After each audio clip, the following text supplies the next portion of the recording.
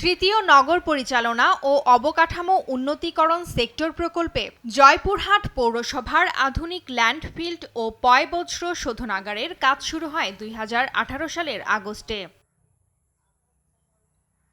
এর আগে ৪.৯০ একর জমি অধিগ্রহণ করা হয় ১,৩৯,৮২,০০০ টাকায়।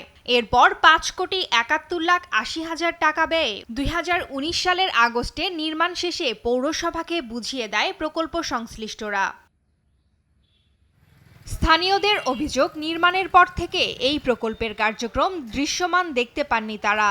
এছাড়া জমি ক্রয়েও রয়েছে নানা অভিযোগ। সরকারের কোটি কোটি টাকা ব্যয়ে নির্মিত প্রতিষ্ঠানটি চালু না হওয়ায় ক্ষুব্ধ স্থানীয়রা।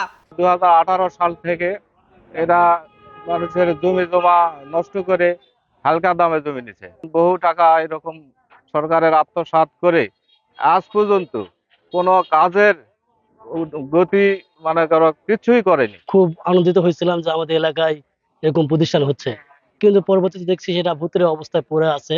আমাদের এলাকায় উল্টা একটা ভালো জিনিস মনে করলাম, কিন্তু পরে দেখতেছি এটা একটা মরার উপর খাড়া ঘা হিসেবে আছে। বজ্র নিষ্কাশনের যে জায়গাটা পড়ে আছে, এটা যদি অতি তাড়াতাড়ি যদি এটা চালু হয় তাহলে আমাদের সকলেরই উপকার হয়।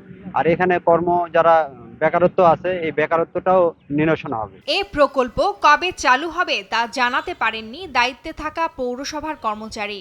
আমরা এখানে আমাদের যে দেখাশোনায় দায়ভার যতটুকু আছে আমাদের নিজ অবস্থান থেকে আমরা পালন করতেছি। পূর্ণভাবে কবে চালু হবে সেটা পৌরসভার ঊর্ধ্বতন কর্মকর্তারাই বলতে পারবেন। বর্জ্য শোধনাগারটি চালুর কার্যক্রম দৃশ্যমান না থাকলেও পৌরসভার প্রকৌশলী বলছেন ৩টির মধ্যে একটির কার্যক্রম চলছে, বাকি দুটিও দ্রুত চালু হবে।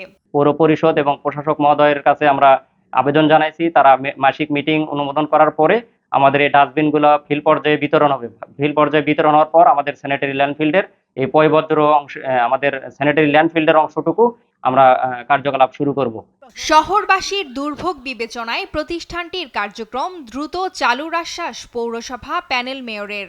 আমাদের প্রশাসক সাহেব দায়িত্ব নিয়েছেন, আমরা সকল কাউন্সিলর ওনাকে নিয়ে আমরা এই ব্যাপারে আলাপ আলোচনা করে আমরা যাতে জনগণ যেন বিভ্রান্ত না হয় এবং জনগণের সুবিধার্থে আমরা এটা করার চেষ্টা করব। আমাদের কাছে অনেক অভিযোগ আসে, এটা আমরা কাউন্সিলর আমরা উত্তর দিতে পারি না। তো এই উত্তর আমরা যদি না দিতে পারি তাহলে আগামীতেও আমরা জনগণের কাছে কেমন করে যাব। শহরের পরিবেশ রক্ষার্থে প্রতিষ্ঠানটি অযত্ন অবহেলায় ফেলে না রেখে দ্রুত চালুর দাবি স্থানীয়দের। নিউজ ডেস্ক, দেশ টিভি।